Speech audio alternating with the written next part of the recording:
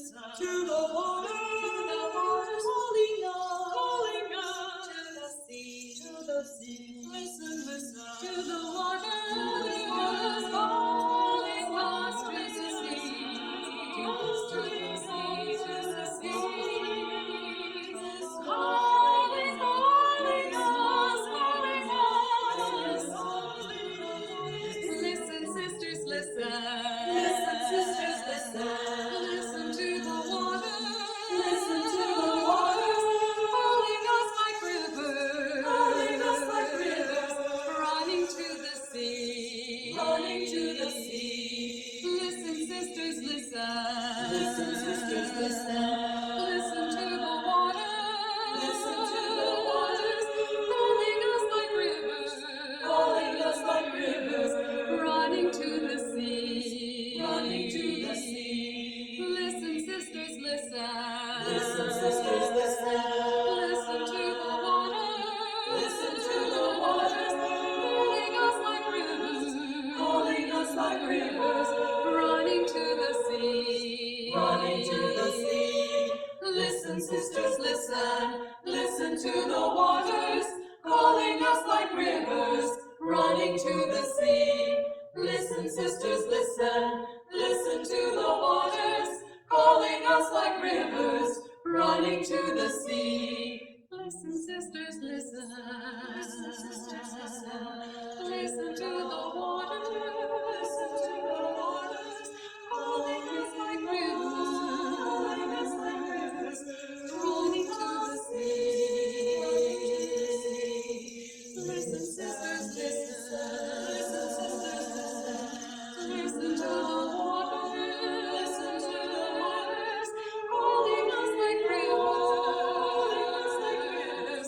running to the sea. Running to the sea. Listen, sisters, listen. Listen, sisters, listen.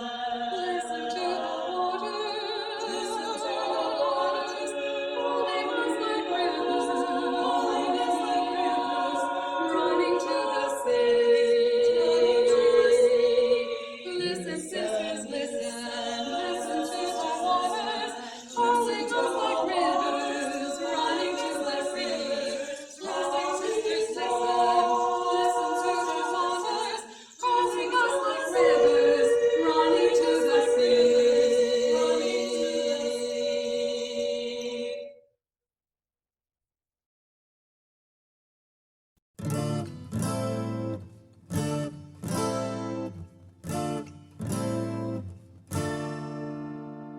Let it begin with the fire, with the smoldering coals of an ancient hearth, with the secret vision in your heart.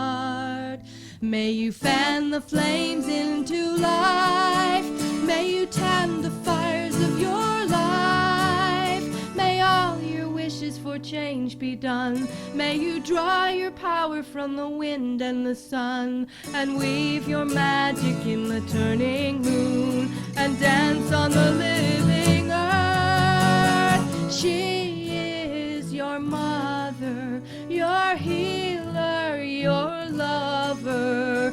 You are of her, part of her circle, circle of healing, circle of planting the seeds of a new year, a year of rebirth. This year may you find rebirth. This year may you find rebirth. This year may you find rebirth.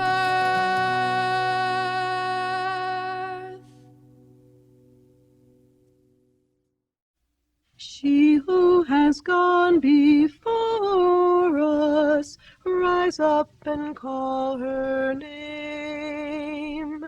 She who has gone before us, rise up and call her name. She who has gone before us, rise up and call her name. She who has gone before rise up and call her name. She who has gone before us, rise up and call her name.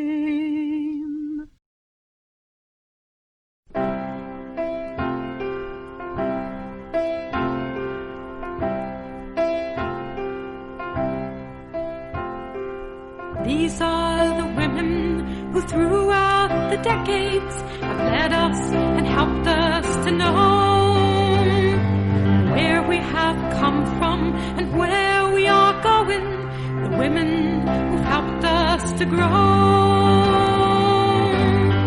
Standing before us, making us strong, lending their wisdom to help us along, sharing a vision, sharing a dream, touching our thoughts, touching our lives like a deep flowing stream. These are the women who joined in the struggle, angry and gentle and wise. These are the women who called us to action, who called us to open our eyes. Standing before us, making us strong, lending their wisdom to help us along, sharing a vision, sharing a dream, touching our thoughts, touching our lives like a deep flowing stream. These are the women who nurtured our spirits, the ones on whom we could depend. These are the women who gave us their courage, our mentors, our sisters, our friends. Standing before us, making us strong, lending their wisdom to help us along, sharing a vision, sharing a dream, touching our thoughts, touching our lives like a deep flowing stream. These are a few of the women who led us. We know there have been many more. We name but a few, yet we honor them all. Those women who went on before. Standing before us, making us strong, lending their wisdom to help us along, sharing a vision, sharing a dream, touching our thoughts, touching our lives like a deep flowing stream, touching our thoughts, touching our lives like a deep flowing stream.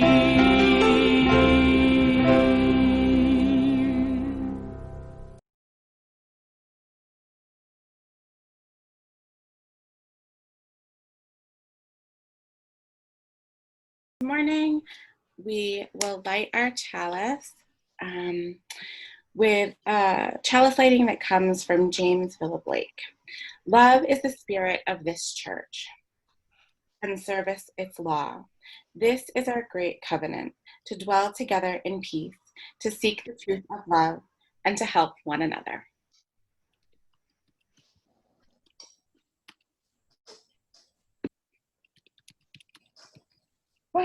So I imagine many of you are familiar with the Women's Federation, and you would join us in any case. And I imagine there's also some folks who are joining us to hear Marta and her award-winning sermon, and Marty Keller and Liz Fisher, two powerful foremothers of ours who are still happily here with us.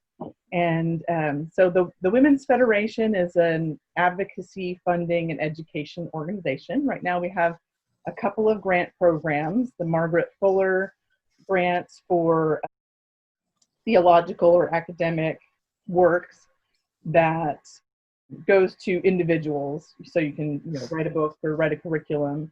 And then our Justice and Equity grants, which go to organizations, usually new projects, and hopefully that are scalable or shareable.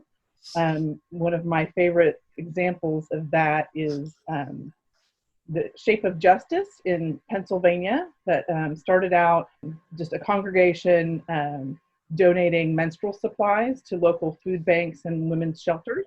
And so the funding we gave them was to spin off into their own nonprofit so they could seek other grants that wouldn't be given to a church of any kind. And they have just exceeded all their own expectations and all of ours. So they're sending, and they figured out a good model where they just gather money and then ship things from Amazon directly to the shelters and the food banks. So they're not even using gas money, because that's how it started. Of course, we've got the Marjorie Bowens Wheatley Scholarship Award. So that is given twice a year to women of color who are either in seminary or ministerial formation, or folks who are seeking credentialing as religious educators or musicians. And we've had it open to musicians and religious educators for a little while, but I think April might be our first award winner who is a director of religious education. Board and staff right now, so I'm the president. I have been since 2017.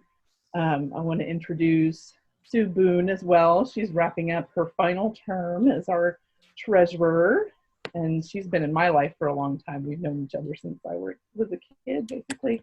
Nancy Reed Mckee is our vice president of funding programs. And we've got members at large, Isabel Call, who's in Seattle, Washington, Reverend Terry Cummings, who's in York, Pennsylvania, Reverend Kimberly Quinn Johnson, who's at the UU congregation in the South Fork, and our women and religion friends and members, Gretchen Oman and Twinkle Marie Manning, who's in Maine. As I mentioned, our Marjorie Bowens Wheatley awardees, and if you'd like to read a little bit more, a real force in UU women and women of color ministry, you can go to our website, UUWF.org, and at the top there's a little thing there. So April is the DRE at First Parish in Taunton, Massachusetts. And our fall recipient was Mariela Perez Simons, who was at the time the intern minister at All Souls Tulsa, and is now the minister at Fountain Street Church, a non-denominational congregation in Grand Rapids, Michigan. Our biggest award is our Ministry to Women Award. It was first awarded in 1974 to Ms. Magazine. Since that time, honorees, which are individuals or organizations who have ministered to women in an outstanding manner, have included UU ministers, people who are not UU affiliated, and major organizations, both Unitarian Universalist and not. Some of the notable names, and we don't give it every single year, so there is a list on our website as well. Some of our notable names are the poet May Sarton, Lucille Longview, and Rosemary Matson, authors of the Women in Religion resolution. Sarah Weddington, the attorney who argued Roe v. Wade in the Supreme Court, and Kay Montgomery from the UUA, who brought in a lot of shared leadership models to the UUA. This year, we're so excited to bring these two women into the list, one of whom has worked in the caring humanist tradition since before she became a minister, and the other has done extensive work studying and sharing knowledge of the feminine divine, along with many other works. There are truly not enough words and not enough time to do justice to their many accomplishments. So I will leave it to them to do a little talking, to speak briefly, and then we'll do a ritual to celebrate. And then we will have the sermon with Marta, and we'll have a little Q&A after that. And then we'll do kind of a reading, closing, and then we'll have breakout rooms if you're able to stay and visit. So without further ado, I would love to introduce the fabulous Elizabeth Liz Fisher. There we go. Okay, hello. Thanks to both of these UU women's organizations for granting me this important award. I know this award is primarily a UUWF award, but I'm also very active in UUWR, and so I want to acknowledge them as well. I've participated in both of these groups for many years, and they have provided me with opportunities to interact about the powerful nature of the great goddess, and also about social justice advocacy and how those two can really interrelate and intersupport one another. And so when I was working on this was when I was also creating the course Rise Up and Call Her Name, while working with many women from across the country and a few overseas. So the project was truly a shared leadership venture, which is something that I'm also very committed to. The Federation was the publisher of Rise Up and Call Her Name. The power of the female divine, for me, cannot be denied. Creative problem solving that supports the inherent worth and dignity of every person is the goal of the human rights advocacy movement. It's often called gender justice. This is a topic I deeply explored as part of my work with women, and I wrote another course which is called Gender Justice and looks into the Platform for Action, which was adopted in Beijing in 1994 by the UN Conference on Women. I value human rights because this movement also believes in the sanctity of each person's soul. This has a close parallel with Unitarian Universalism. Even if you're a humanist or an atheist, because we have such diversity, all of this can interrelate and interconnect. Another important UU practice is paganism and earth-based spiritual beliefs, which focus on the interrelated web of all existence. This viewpoint has increased as the environmental movement has grown and awareness is growing within our congregations, and it is central to my own approach. All of this calls us to bring to our lives a touch of magic as we realize our growth and evolutionary potential. UUs and UU women groups are powerful supports for this. And I'm truly grateful for the experiences that I've had as a consequence of being involved in these two women's groups. Thanks. Thank you.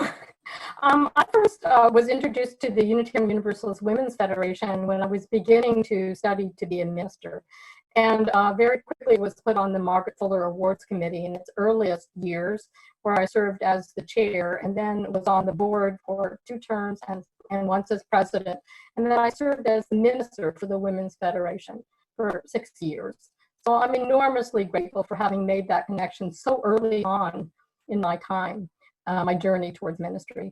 I am actually retiring this month, actually this week, actually maybe last week, it might be 8 days now, not that I'm counting, after 20 years of ministry and having been ordained well past 50.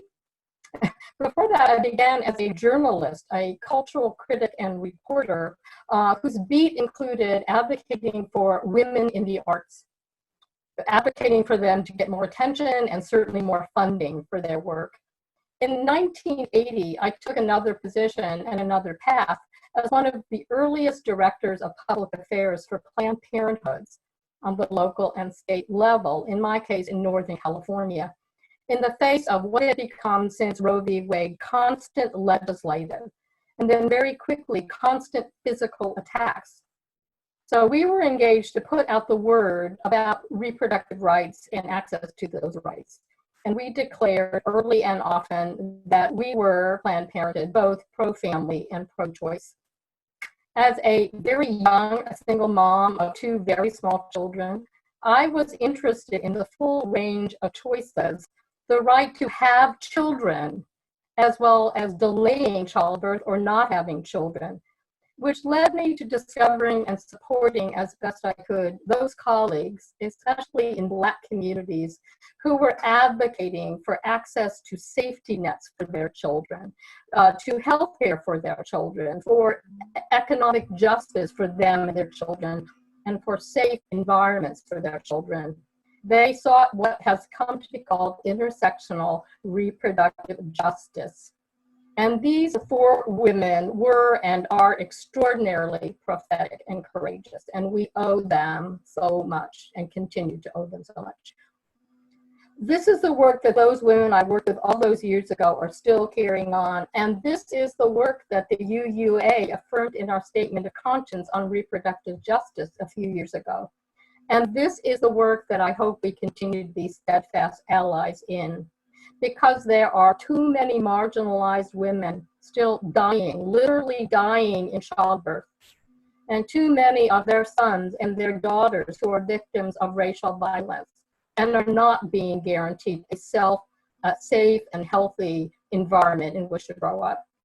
So I am so grateful for having found a place within my lifelong Unitarian Universalist faith tradition to help work for justice for all women identified people, and that included for me being grounded in UU spirituality and our ethics, which are our principles, because I needed the spirituality and ethics to ground myself and sustain myself in the face of these unremitting efforts to deny basic human rights. So I was so proud to represent UUWF and the UUA in initiatives and coalitions and campaigns aimed at securing these rights, the worth and dignity of all women, the lives that we choose, that they all choose. So I am so honored to receive this award from a group that has recognized, first and foremost, the crucial need to listen, to not lead, but to follow, and above all, to lift up the work of others. So it's been my privilege to be a small part of this, and I am so thankful for this award today.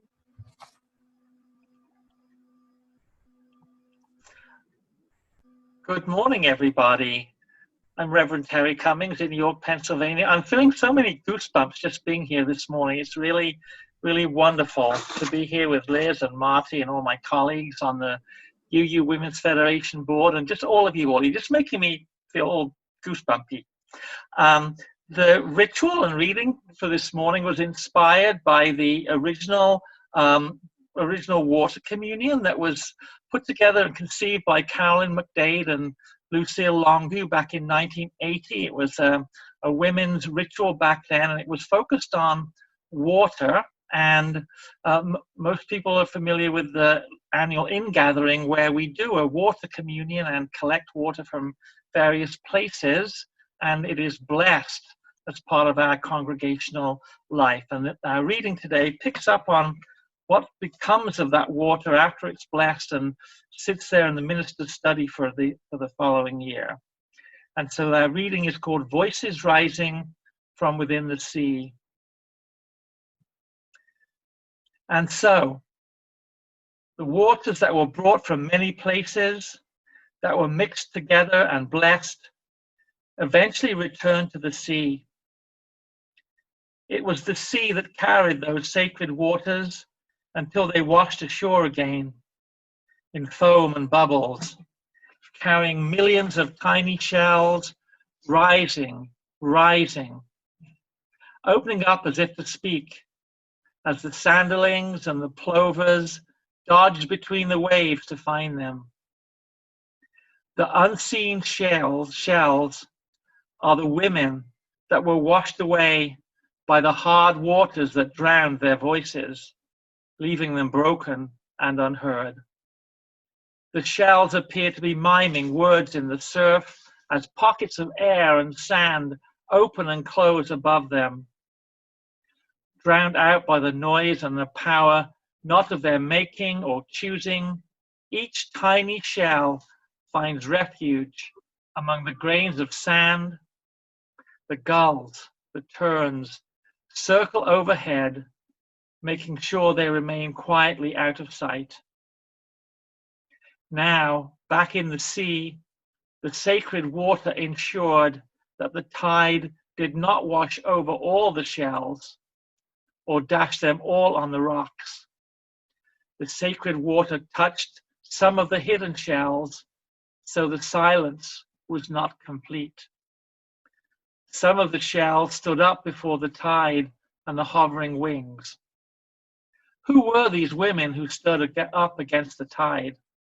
Who were these women whose cries were louder than the seabirds?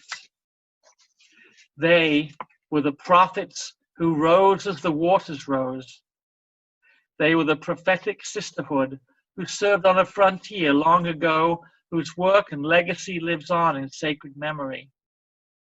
They were the ones who worked for justice, for suffrage, for reproductive freedom, for marriage equality, for equal rights, for Black and brown lives. They were, are, and will forever be the generations of prophetic women of Unitarian Universalism, the women who always do the work that is needed when no one else will do it. Because of them, women's voices can sometimes be heard above the din. As their time to return to the earth and sky draws near, we form a circle around some of them now, 2 of them now. Now it is our turn to hold back the tide, to heed the prophetic voice that calls to us from within, to make sure our own voices are heard above the roar of the dangerous sea. Sisters, Liz and Marty, we have heard you. We will ride on your shoulders. We will follow your lead. We form a circle around you now to hold you in love. You will never fall silent because we will add our voices to yours. We will continue your work within this faith we have chosen. The tide of injustice will founder on the rocks of progress that are your legacy.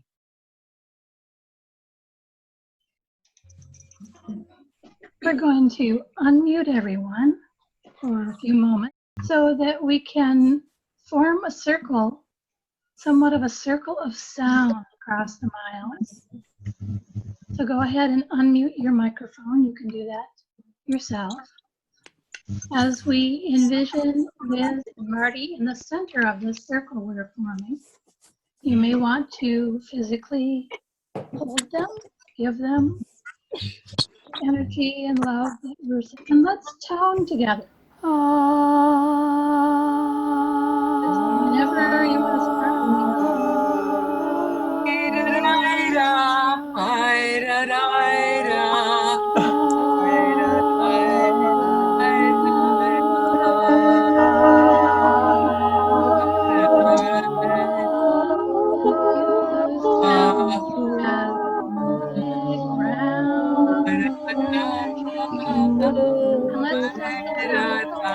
we hold Marty and Liz in the center of our circle and send the loving sound energy out to them.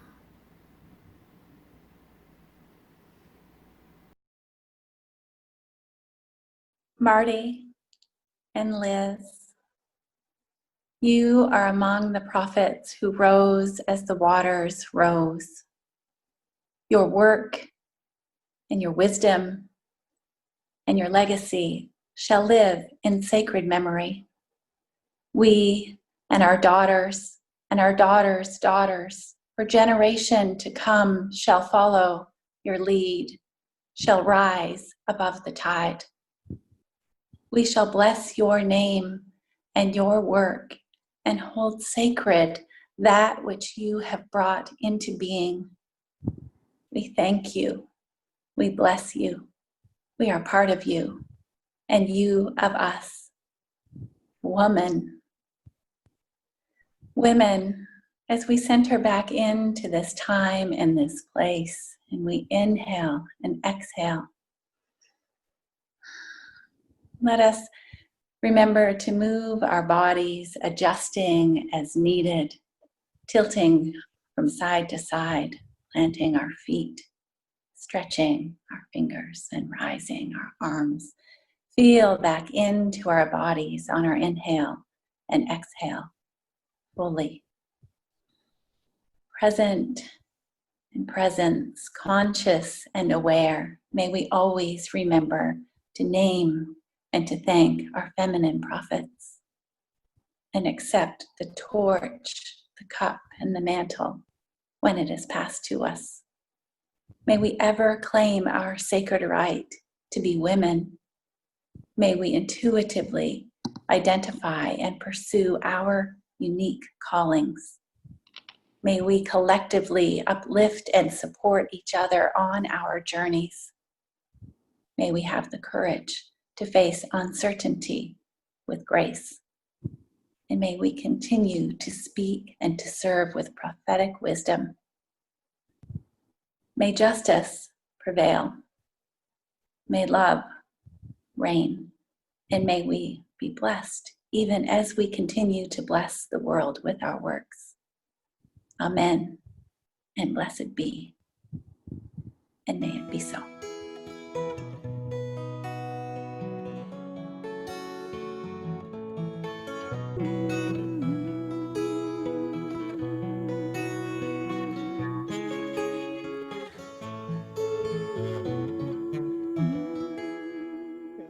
Hi, everyone. It's good to be with you this morning. My name is Beth Dana. I'm the Minister of Faith Development at First Unitarian Church in Dallas, Texas. And I am honored to chair the UUWF Sermon Award and have since I co-founded it with my dear colleague, Marty Keller. So the UUWF's Justice for Women and Girls Sermon Award is in its 4th year and was begun in order to lift up the voices of Unitarian Universalists on this topic. This year, our theme was what they dreamed be ours to do. Now, this year marks the 100th anniversary of the passage of the 19th Amendment. Gave white women voting rights nationwide. It was celebrated as the beginning of women's suffrage, but for years following, Black women were denied the right to vote that their white counterparts enjoyed. So the 19th Amendment is one of those many historic, imperfect achievements that represented an advance for some, but not for all. And so today we still have work to do if we want to achieve our dream of intersectional justice. And we asked those submitting sermons for the award this year to address the question, what can we learn from the history of women's suffrage movements, and what role can our Unitarian Universalist faith have in gender and racial justice today? I had the pleasure of reviewing all of the sermon submissions along with a team of judges who this year included Marisol Caballero, Amber Fettner, Marty Keller, and Kirsty Lewis. And our choice was clear. So I'm thrilled to present the 2020 UU Women's Federation Sermon Award to Marta Pearson. Her sermon entitled "Georgia Blew My Mind in 2019, Moving Past Dreams to Action" is a very powerful call to action, and just as, if not more, relevant today than it was when she first delivered it. Marta Pearson describes herself as a UU since birth, even though she didn't know the denomination existed. She's been a member of UU churches for more than 35 years. In her professional life, she has more than 40 years of experience as a speaker, trainer, and empowerment coach, and has also worked as a trauma recovery therapist. With a bachelor's degree in human behavior and a master's degree in law enforcement and juvenile justice administration, she says that she specializes in helping people put life's puzzle pieces in place. And so, Marta, I want to congratulate you on receiving the award this year. We are very honored to have you as our 2020 winner. And as the winner of the Sermon Award, she will be sharing her sermon with us in a little bit. She'll also receive a monetary award, and her sermon will be shared on the UUWF website. So Marta, I'm looking forward to hearing you bring the words on the page that I've read alive, and thank you for being with us.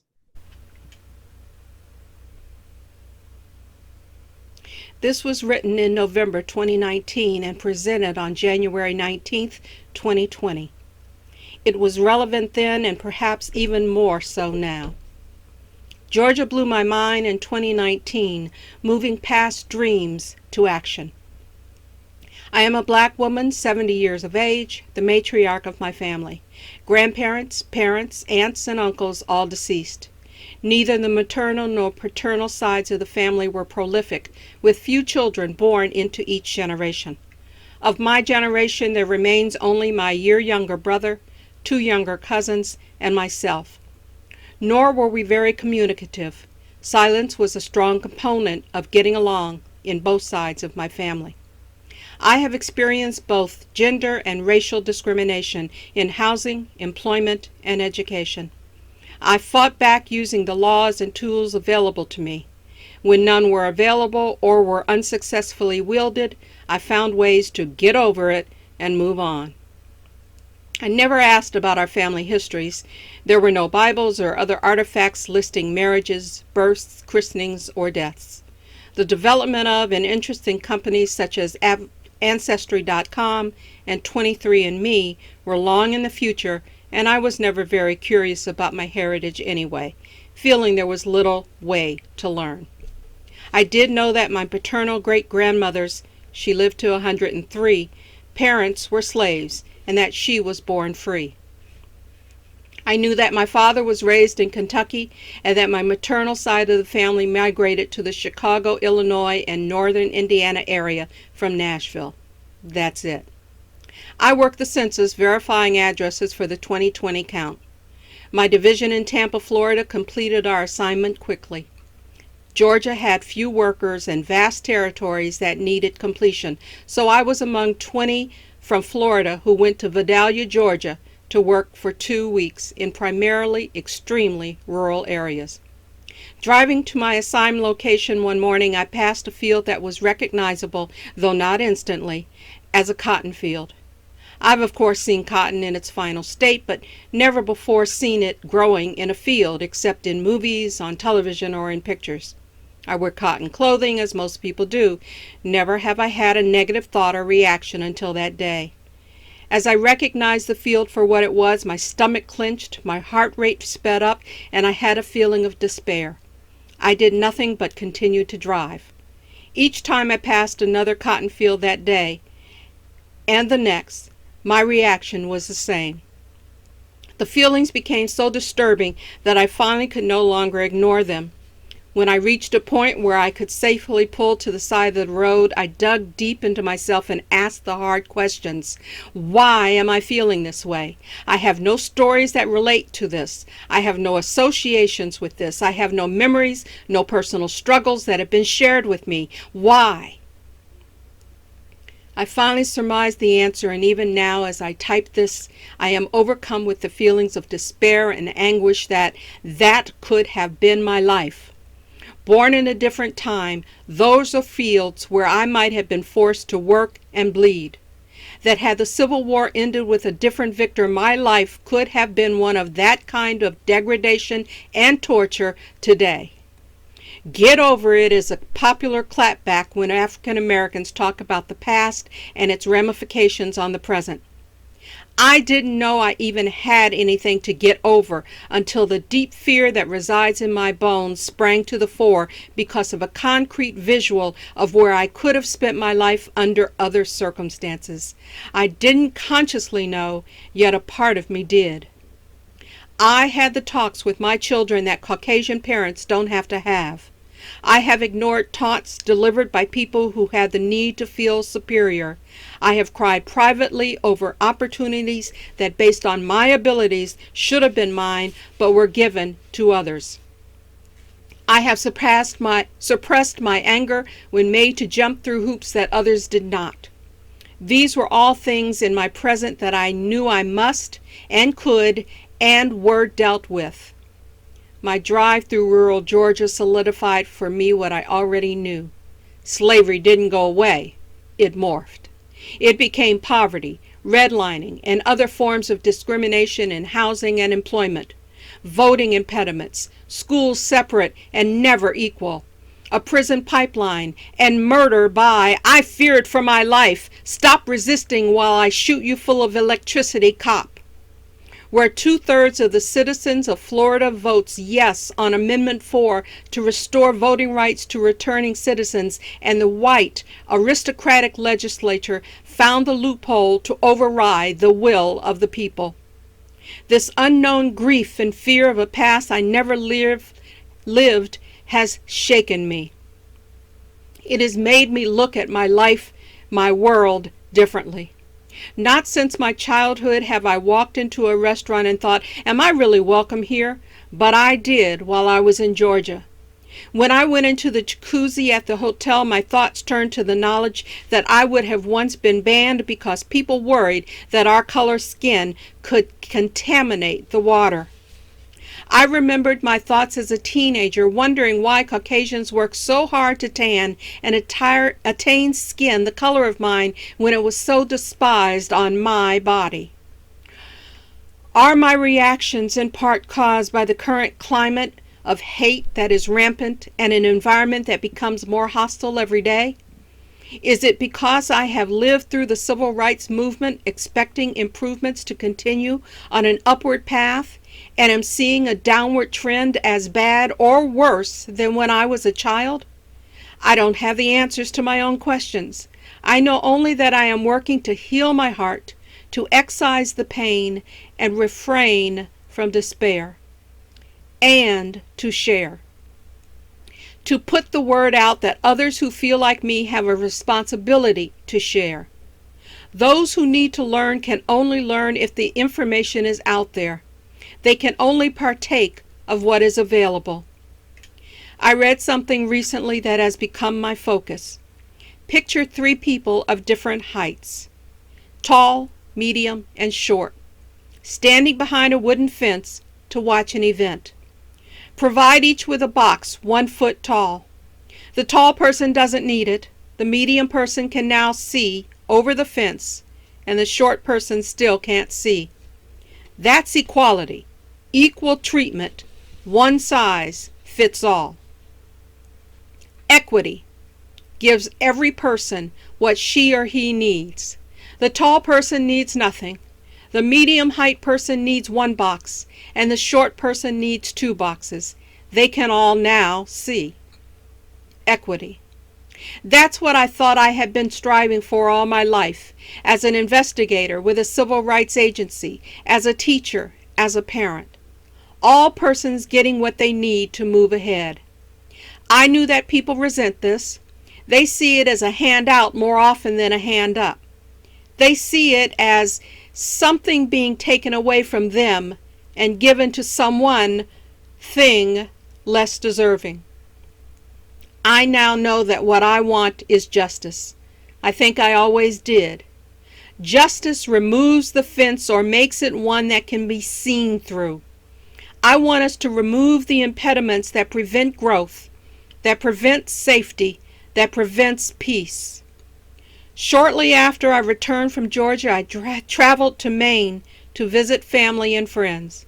I went to a concert one evening, and the black singer, a man born and raised in Macon, Georgia, sang a song he wrote about his need to leave Georgia and his ultimate return. The universe closing the gap? Will the justice we've never had be attainable? Difficult. Yet with the will, the commitment, and the hard work completed by people in love and faith? Yes. I have hope that with justice I will no longer fear the cotton fields. I've spoken for 9 minutes without speaking of the man whom we come to honor today, Martin Luther King Jr. And yet I feel that all I have shared and what I will ask of you honors him. Every great dream begins with a dreamer. Always remember you have within you the strength, the patience, and the passion to reach for the stars, to change the world. Harriet Tubman. Martin Luther King Jr. spoke of his dreams on an August day. His dreams, only in part, have become reality. In his words, "There are those who are asking the devotees of civil rights, when will you be satisfied? We can never be satisfied as long as the Negro is the victim of unspeakable horrors of police brutality. We can never be satisfied as long as our bodies, heavy with the fatigue of travel, cannot gain lodging in the motels of the highways and the hotels of the cities. We cannot be satisfied as long as the Negro's basic mobility is from a smaller ghetto to a larger one. We can never be satisfied as long as our children are stripped of their selfhood and robbed of their dignity by signs stating, "For whites only." We can never be satisfied as long as a Negro in Mississippi cannot vote and a Negro in New York believes he has nothing for which to vote. I quote Miriam Anderson, "None of us is responsible for the complexion of our skin. This fact offers no clue to the character or quality of the person." And yet, the police issues continue. 1. For selling cigarettes on a public street resulting in a stranglehold that results in death. 2. For running from a traffic stop resulting in death from multiple shots in the back. The justice system fails when a person is absolved in the death of a black teen walking in a neighborhood wearing a hoodie. We are able to seek and gain lodging in motels and hotels, but redlining and discrimination in housing, both rental and purchase, persists. The inequities in education, employment, and wages prevent too many from moving on up, even if the other impediments weren't present. The "For whites only" signs are gone, replaced by cell phone calls to the police on blacks who wait for friends in a Starbucks, barbecue in a park, sleep in a public room in their dorm building, check into their rented Airbnb accommodation, and babysit their white friends' children. Replaced by children being excluded from school because they wear their hair in traditional African American styles, braids, locks, or afros. Where a young man was humiliated in a gymnasium full of people when told by a referee that he had to choose to either have his locks cut then and there or forfeit his opportunity to wrestle for his team. Where a black woman in the workplace knows that she may be looked at as not professional unless her hair conforms to the white image of beautiful hair.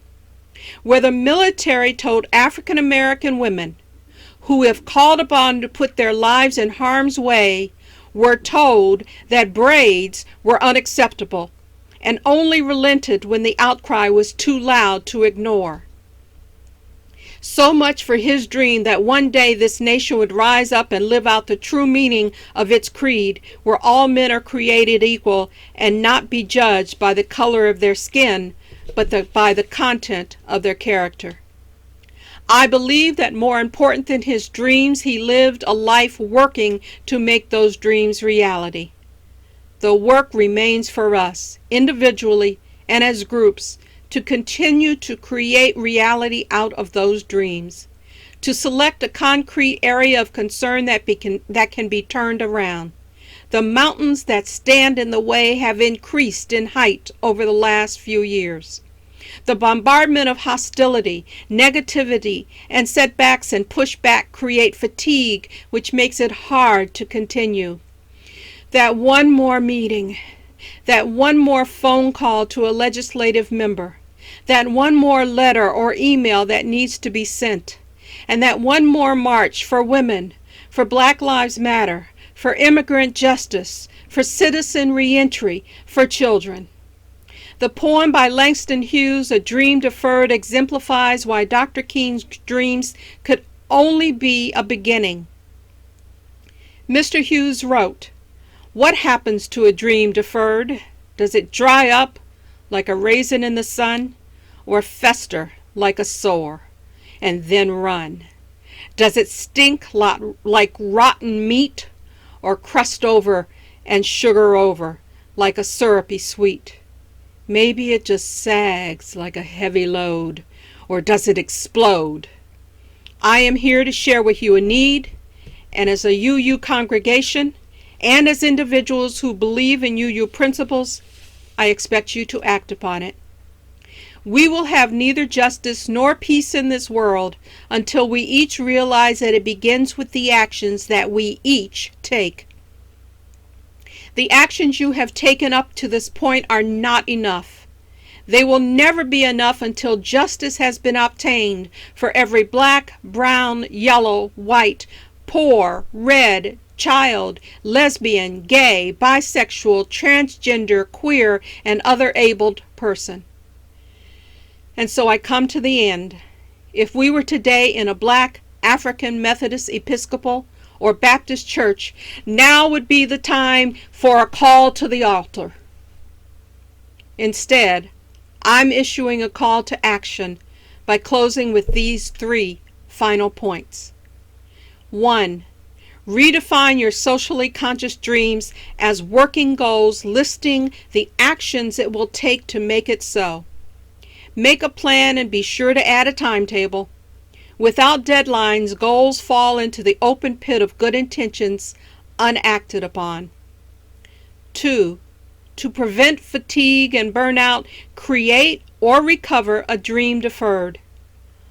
Always wanted to paint? Go back to school? Have lunch with your grade schooler in the cafeteria? Take steps to act. Paints and paper are cheap and inexpensive. Take one class as a start. Pick a day and enjoy your lunch with your child. Taking care of your own needs first allows you to better take care of others. Begin now to make your personal dream your reality. 3. We are truly in perilous times. Are you registered to vote? Are your adult children and grandchildren registered? Have you talked with your aunts, uncles, and cousins? Your best friend and neighbors? If you haven't asked them, now is the time. Assumptions can't be made. These conversations must be had, and perhaps not just once. I can think of no greater action to take than this. I end with a personal experience that pains me still today, 57 years after it occurred.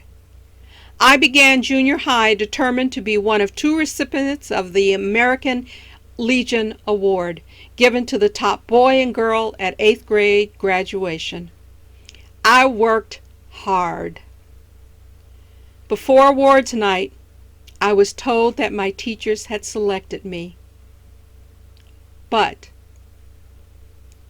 the American Legion refused to give it to a colored girl.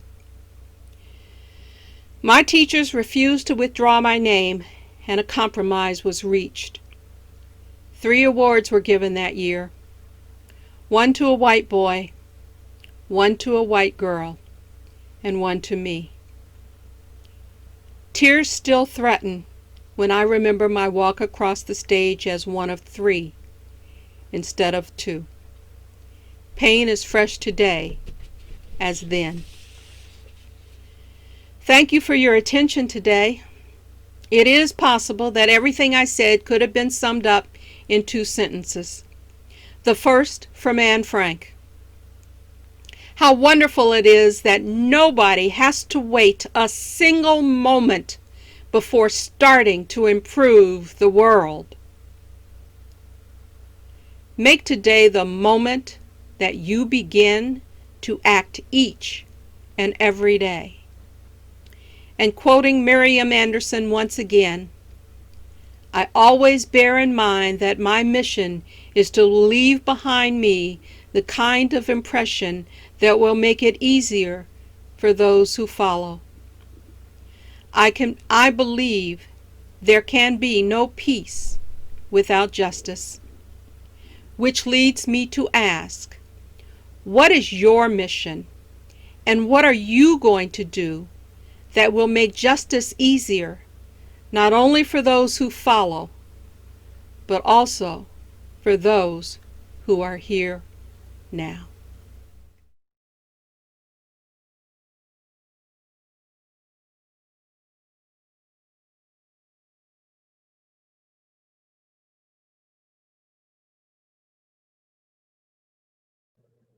Claire, are you going to say some words before I do? Just a couple. So we are going to do a 10-minute Q&A. Sometimes I feel like there's not much to ask, you know. That was amazing. And so if you do have questions for Marta, she'll be answering.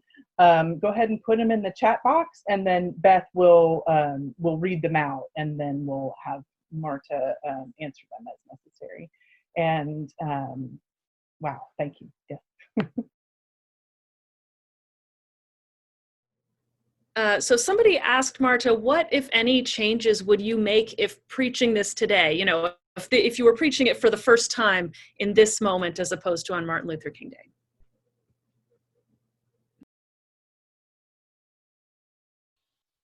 Unfortunately, the only change would be additional names of people who have been harmed.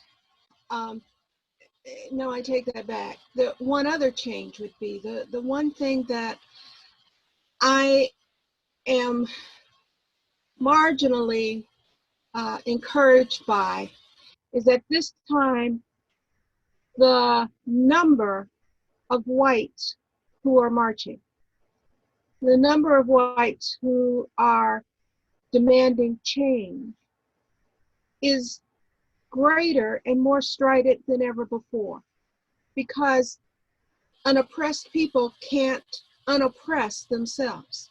It has to come from the oppressors.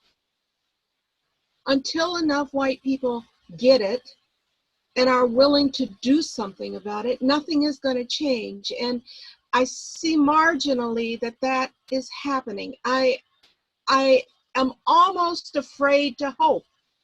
I remember sitting as a 13-year-old watching Martin Luther King in the March on Washington and feeling so stirred, and then the passage of the Civil Rights Act, and then when I worked as a investigator at a civil rights agency, seeing Reagan elected and all the bigots in employment come out of the woodwork because there was a president who said he really didn't believe in affirmative action or the Civil Rights Act.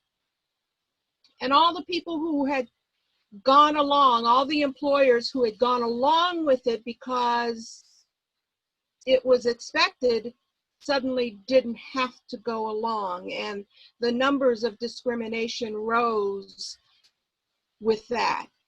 And we're seeing that today with another person who has degraded people in every way that he can. So I'm hoping, but until it happens, I'm afraid. I'm afraid it'll die out. I'm afraid concrete actions won't happen. I am shocked with all of the protests about police brutality, that police are acting brutally on camera because they're so used to nothing happening to them that they continue.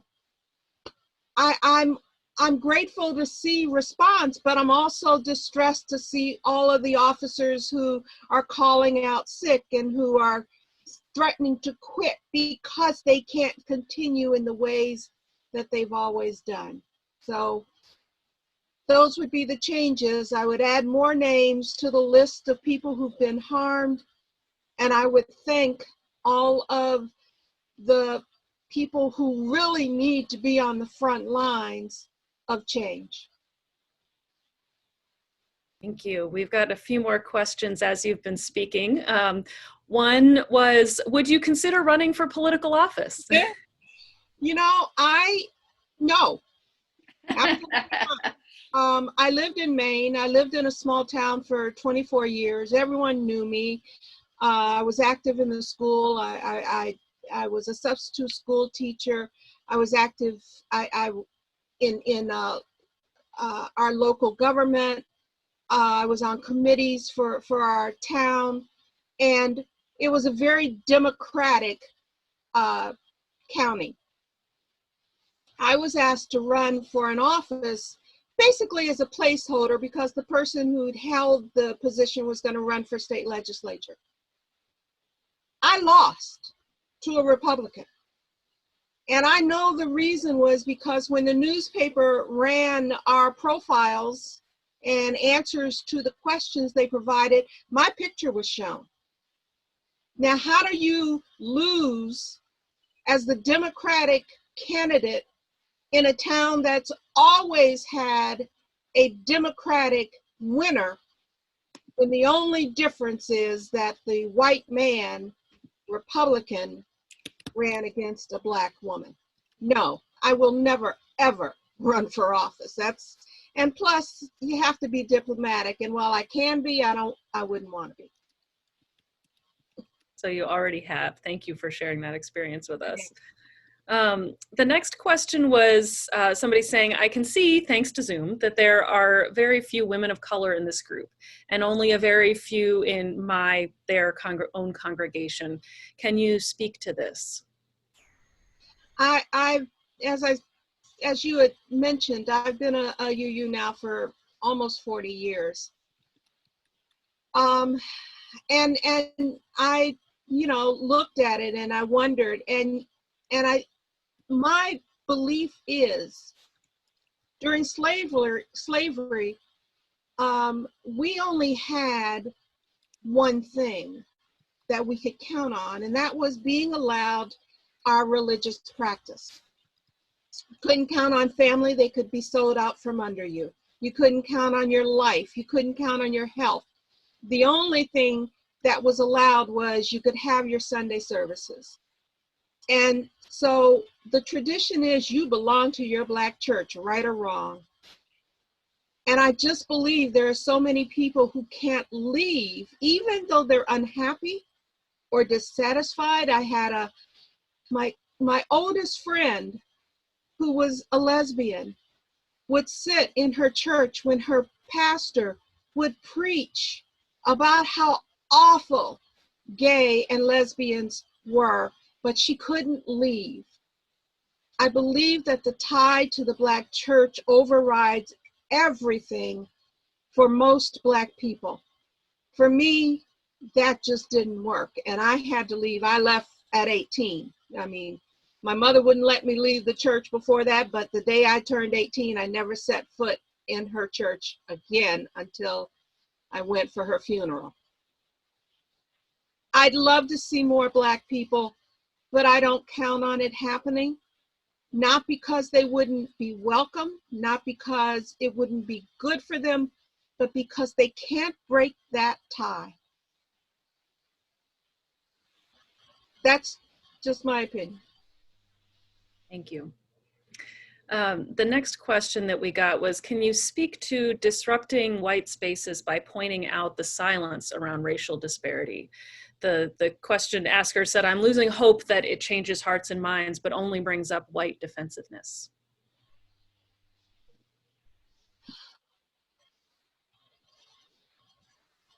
I as a trainer, one of the things that I teach about is communication.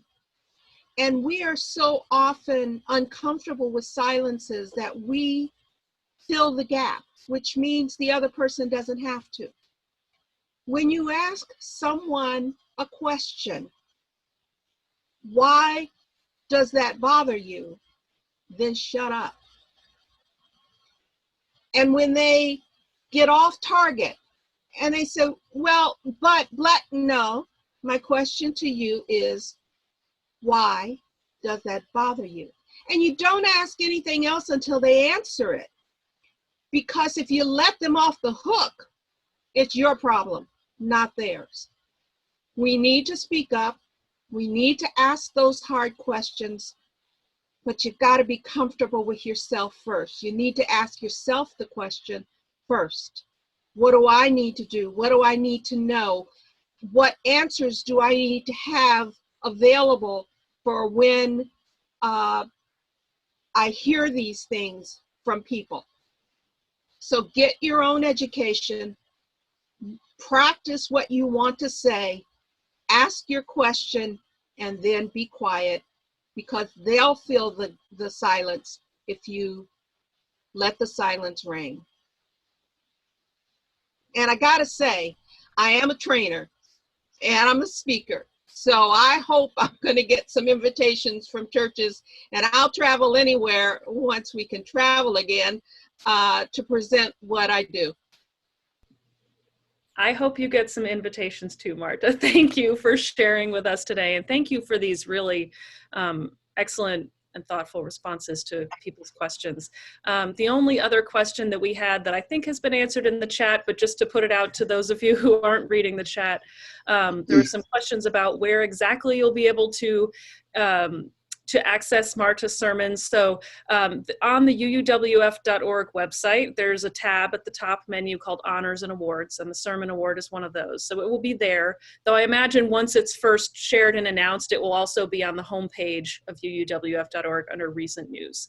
And I believe that Claire said in the chat that any of you who registered for this event and are here will receive it by email as well. So you'll be able to access it through various channels. Yeah, I do plan to upload it to my website, trainingwithmarta.com, and I also plan to upload it to my Facebook page, Marta Pearson, as well as Training with Marta. So it'll be available there as well. Thank you. That's great. And I would imagine, feel free to share, any of you, if you want to share this with your congregations, with your friends, with your family, please do so. Thank you again, Marta. You're very welcome. And I have to say, I have spoken, the first time I spoke on stage was when I was 3, and I remember the thrill of that, and that's never changed. And I've never been nervous about it before.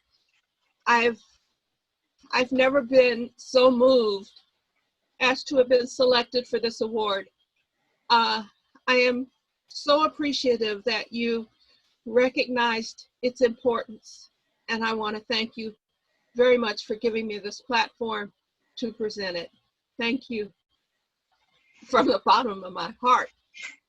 And my email address is trainingwithmarta.com@gmail.com. I am Nancy Reed Mckee. I'm the Vice President of Funding for the UU Women's Federation. And I can't thank you enough, Marta. That was wonderful and timely, and we are blessed to have you here. And I think many of you know that over the last year or two, the UU Women's Federation has been working to revision the way we do our work, because we do end up being predominantly a group of white women coming out of the feminist movement and trying to really move into being much broader, honoring the mujerista and the womanist elements of our faith tradition. And so we're doing a lot of revisioning right now, and we're hoping that everyone will please participate in the survey that we're doing as we can move ahead. We're offering this, if you go on the UU Women's Federation website, you can answer our survey as an individual, and it takes less than 5 minutes. We've also been willing to work with groups of people to have discussions and enter the group discussion answers into our surveys. So please take advantage of that, because we do need to revision how we do our work and our focus. And our work is never done. We know that as women, we have been fighting the same issues for years and years. Women are always disproportionately ignored in terms of the inequalities in our work systems, in employment, in pay. The majority of homeless people tend to be women with young children. And this is even more complex as we start taking into consideration the multiple intersectional oppressions that occur in this culture. So I would urge us all to not only continue your support of the UU Women's Federation, particularly as we move ahead, changing the focus of our organization. And so you probably know that what this is an appeal for all of you to become members of the UU Women's Federation and donate money to support the work that we do as we move ahead so we can continue to support people like our Sermon Award from Marta. I am so honored to be able to do the Marjorie Bowens Wheatley Award every year, and I was so excited to see April here this morning. And then Marty and Liz, some of the people who are we have inherited our mission from. And so I would urge all of you to please be generously donating and supporting the work of the UU Women's Federation. I would like to say that in 10 years, we're going to actually be done with this, and we're going to have equality for women. But I don't think that you could give us enough money to ever make a promise like that. Unfortunately, this is always going to be something we fight for and work for. And I really appreciate so many of you who have been doing this for years and have been pledging money and supporting this organization. I encourage you to do that going forward. And you can look at our website to know where to pledge money and where to become a member and donor for the UU Women's Federation. And now, Terry, you can close. I'm so used to going after Nancy, I should have remembered. So now, I'm going to invite everyone to take a deep, deep breath in. Just process that through our bodies, down through our toes, and share some closing words with you. Many of us know what it is like to feel the touch of hard, wet sand by the ocean at low tide. For those that have never experienced that, I'm going to ask you to imagine that you're traveling on a mixture of wet clay and mud, firm enough to hold you up without sinking, yet soft enough that you leave a trail behind you as you go. The sand is cool to the touch, and small pools of water lie here and there, fed by tiny streams. There are some stones, some half shells left scattered around, and here and there pieces of seaweed resembling overcooked collard greens. Now imagine that you have traveled over the wet sand to the ocean's edge. It seems like 100 yards or more from where you're standing at the waves of the ocean licking your feet, back to the safety of the higher ground where the dry sandy beach rises from the sea. As you look out, you can see the horizon where the sea ends and the sky begins. It's the dark hour before the dawn. You can feel the ocean breeze coming in off the sea.